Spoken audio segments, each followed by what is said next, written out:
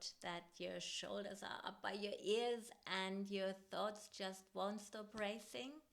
Welcome to Nurture Our Nature. I'm Hilke. I'm a holistic counselor and wellness coach. And today I want to invite you to share a little experience with me that can help you feel much more grounded in yourself and to help you feel a little bit more in control of what is going on for you. So I am not promising you a magic wand. I am promising you a practice that the more you do it, the better it will work for you to make you feel more engaged in your life and hopefully also bring those shoulders down from those ears and get you more in control of your thoughts so that you are thinking them and not the other way around. So the first bit I always like to do is bring awareness to the situation. And that awareness is really important for everything. We are often taught to push down our feelings, to run away from them, to ignore them. And you've probably noticed by now that's not working, right? You can distract yourself from, say, anxiety or stress or grief or anything for a short time, and it might feel like relief. And then it all comes back and it comes back more. And also when you're trying to do that, it costs you a lot of energy. And at the same time, the things that you're using to distract yourself aren't as much fun as you would like them to be, right? Because you're still pushing the negativity away or the anxiety. So this is a very different approach, and many of my clients find it really, really effective. I love it myself. I use it all the time. It's from ACT, and the name is dropping anchor, because the thought is, if you're a boat sailing into harbor and there's a storm coming up, the first thing that the boat needs to do is to drop anchor so it doesn't get like blown out to sea or crashing onto the shore. So it drops an anchor. So it's still in the storm, but it's sort of riding the waves without being swept away. And that's what we're going to aim to do. And that means you can't ignore the storm and you can't push the storm away. The storm's there. Your thoughts are there. So first up, become aware of what's happening. What are your thoughts? What are your physical sensations? So maybe your shoulders are really scrunched up by your ears. Maybe you've got a ball of anxiety in your tummy or your chest. Maybe there's a bit of a headache going on, or you feel something else in your head. Just really look inside and connect with these feelings and thoughts. Maybe give them a name. Maybe even engaging with them, like, what does this feeling in my chest, does it have a color? Does it have something to say to me? Does it have a temperature? How big is it? Just engaging with this. And that's probably contrary to what you've been told before and what some relaxation techniques are about. So first, you become aware. And when you're really aware of whatever's happening, then you engage with your body. So move. You can move your shoulders, move your hands. If you're in public, you can still do this. Maybe press your feet against the ground. You can do this in a meeting. You can do it walking down the street. just aware of your feelings and then engaging with your body. You could even, with your mouth closed, not while I'm talking, run your tongue across your teeth. Um, feel where your muscles are tense. You could tense all of your muscles and then let them go. Just engaging in your body. And the third step is, sorry, coming back into your body. And then the third step is engaging with the world around you. So right now, where are you sitting watching this? Or are you lying somewhere? Where's your body touching your chair or couch, your bed? What's the air feel like on your face?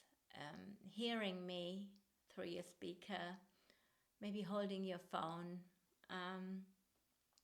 the light coming in from outside or from a lamp.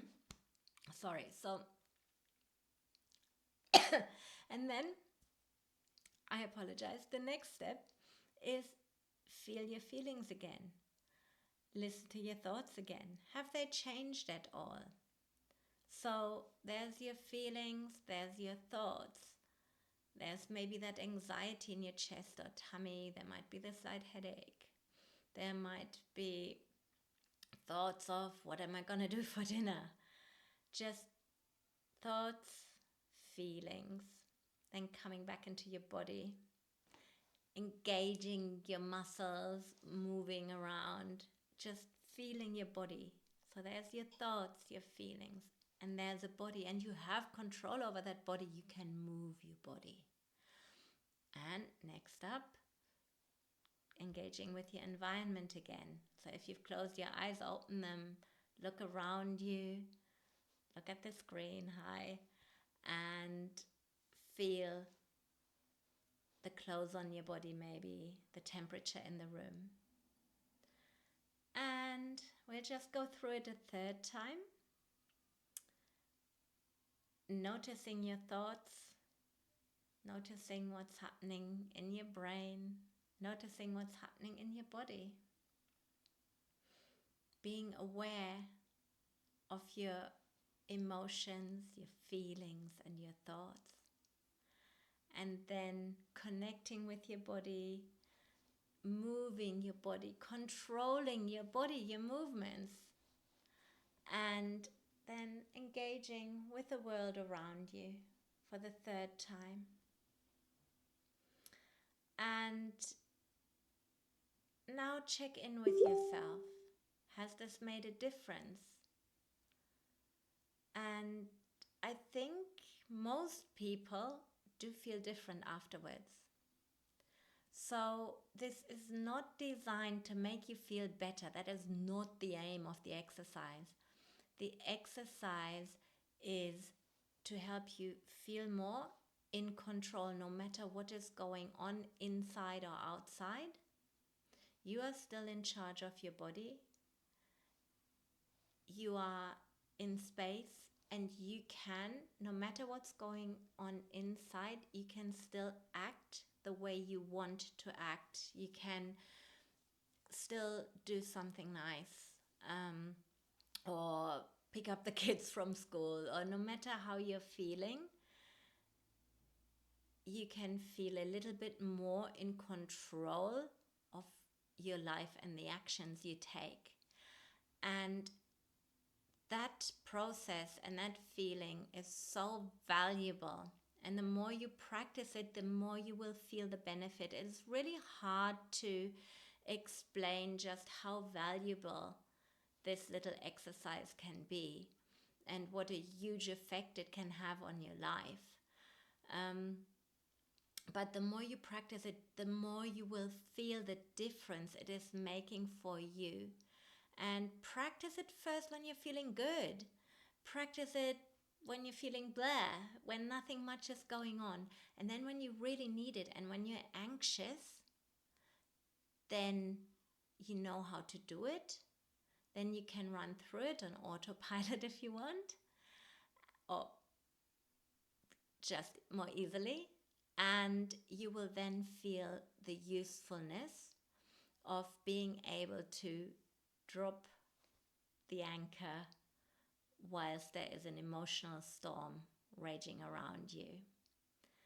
I would love to hear how you're finding this and how it's working for you, whether I explained it okay. If I didn't, let me know. I know I jumbled some things up, but I hope it really came across. The main part is to practice it.